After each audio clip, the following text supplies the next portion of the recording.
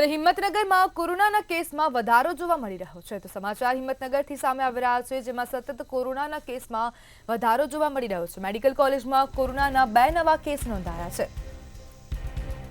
Resident doctor corona સંક્રમિત થયા છે.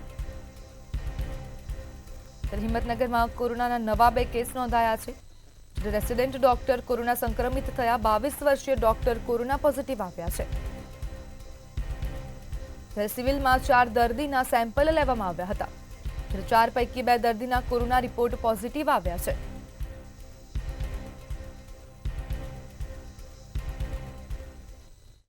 ચાલુ કરેલી છે અને ટોટલ 50 બેડની વ્યવસ્થા અત્યારે હાલમાં કરેલી છે.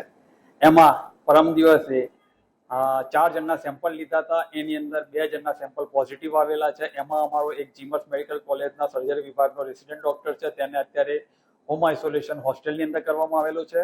અને બીજા મહાવીનગરમાં એક સેમ્પલ જે પોઝિટિવ આવ્યું છે એને પણ હોમ આઇસોલેશન કરેલ છે.